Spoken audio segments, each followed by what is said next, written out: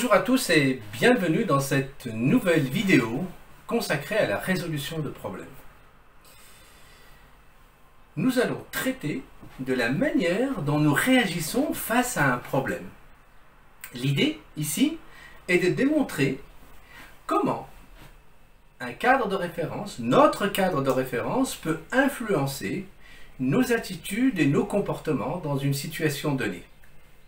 Pour cela, j'ai besoin de vous. Et j'ai besoin de tester votre réaction face à un problème mathématique. Allez. Alors, que se passe-t-il si je vous dis, par exemple, allez rapidement comme ça, additionner 2 plus 2? Ah, vous ne vous attendiez pas à ça, hein? Ok.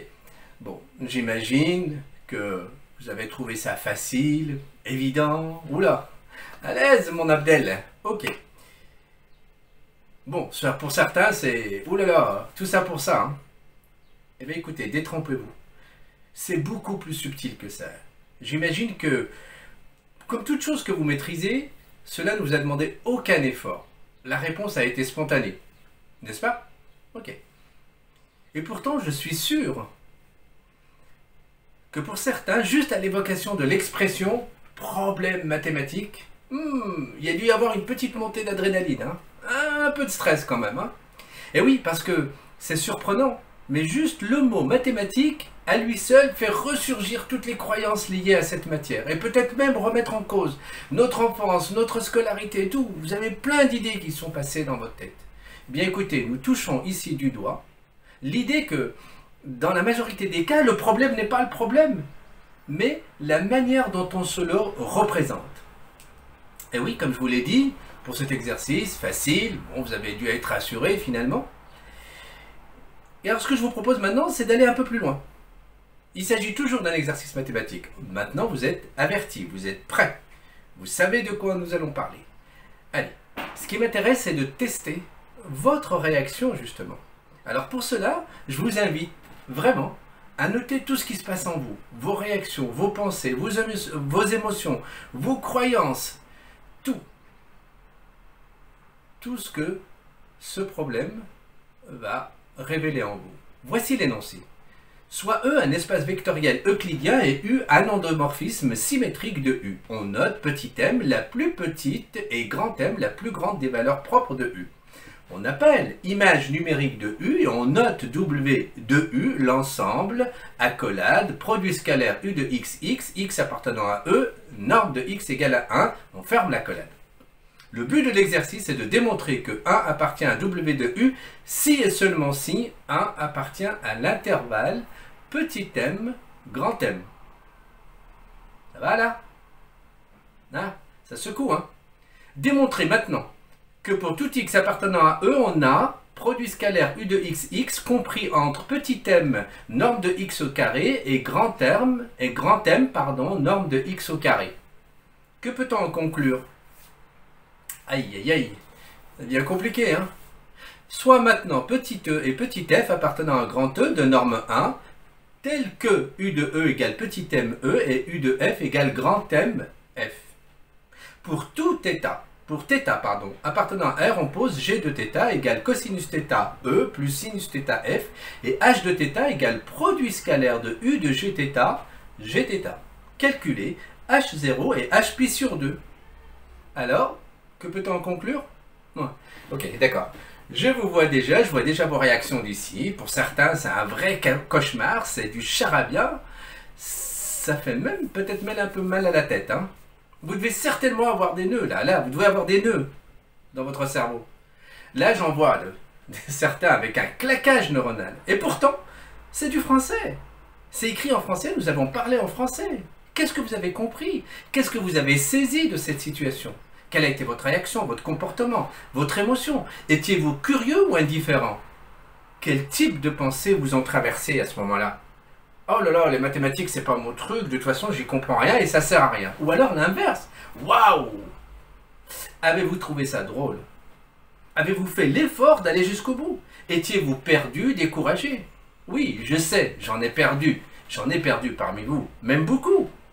Mais vous, que se passe-t-il lorsque l'on ne possède pas les codes? Lorsqu'on ne comprend pas ce qu'on nous demande? Les mathématiques sont un langage. Avez-vous appris à parler les mathématiques? Avez-vous réussi à vous représenter le problème? Comment peut-on faire pour se représenter quelque chose que nous ignorons? C'est juste hallucinant quand même comme truc. Quelle croyance sur les mathématiques ou sur vous-même en termes de capacité, compétence, ce problème a-t-il fait ressurgir? Pensez maintenant à d'autres de ces situations, que ce soit personnelles ou professionnelles, dans lesquelles vous étiez exactement au même niveau d'incompétence. Quelle attitude? Quelles étaient vos réactions? Étiez-vous dans la fuite ou dans l'affrontement? Avec quelles armes avez-vous lutté? Avec quelles armes vous avez essayé de trouver des solutions? Quels étaient les langages que vous avez appris? Quels sont les langages? Eh bien, je suis sûr que dans le même temps, cette même situation a été vécue, traversée par quelqu'un de doué en mathématiques ou en sciences, ou quelqu'un qui a confiance en lui, d'une façon complètement différente. Et cela devait sembler naturel et normal. Et peut-être même ont-ils pris du plaisir à chercher des solutions? Peut-être même étaient-ils curieux d'entendre la suite? Eh bien écoutez, c'est justement ça la notion de paradigme ou de cadre de référence. C'est l'angle sous lequel nous regardons les choses. C'est un ensemble de règles implicites ou explicites qui orientent nos choix et nos décisions. Sur la base de nos connaissances, nous effectuons des recherches pour trouver des solutions à partir de façons de percevoir les problèmes ou les difficultés. Le cadre de référence permet de comprendre les différences de perception d'une même réalité. C'est exactement ce que nous venons de voir. Quelle était votre réalité mathématique? Étiez-vous dans une perception? Avez-vous avant tout perçu les problèmes ou les solutions? Les difficultés ou les facilités? Le paradigme, c'est une sorte de filtre que nous nous sommes fabriqués au fil de nos expériences et qui nous aide à lire et comprendre la réalité dans laquelle nous vivons. Naturellement, ces filtres sont soit aidants, soit pénalisants. Alors, pour mieux comprendre tous ces mécanismes, je vais vous donner quelques notions concernant le cerveau. Savez-vous qui prend des décisions à notre insu? C'est la notion d'inconscient. D'ailleurs, c'est ce qui se passe à ce niveau-là. Savez-vous que la réalité n'existe pas pour le cerveau?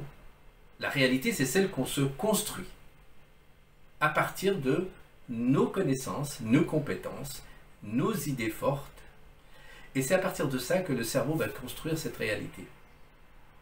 Sinon, il est le siège d'illusions. Le cerveau est enfermé dans la boîte crânienne. Donc l'accès, l'information arrive au cerveau via les sens, les 5 sens. Et savez-vous combien arrive au cerveau de cette information extérieure, de cette réalité extérieure? Quelle est la quantité d'informations qui arrive au cerveau? Sur 100%, 1%. Alors, la question que nous devons nous poser, c'est comment fait-on pour se faire une idée de la réalité si seulement 1% de cette réalité est filtrée par les sens? Eh bien, c'est là où interviennent nos connaissances et notre mémoire. C'est grâce aux connaissances que nous avons des choses et la qualité de notre mémoire qui nous permet de nous faire une idée de la réalité. Naturellement, que se passe-t-il quand la mémoire est défaillante ou quand les connaissances sont limitées? La perception de la réalité va être complètement différente. De ce fait, c'est pour cette raison que nous parlons de réalités différentes d'un individu à l'autre. Les goûts et les couleurs ne se discutent pas, dit-on. En conclusion, retenez, nous ne voyons pas la réalité telle qu'elle est, mais telle que nous sommes ou telle que nous sommes conditionnés à la voir. Puisque la réalité, c'est ce que nous sommes, alors, qui êtes-vous?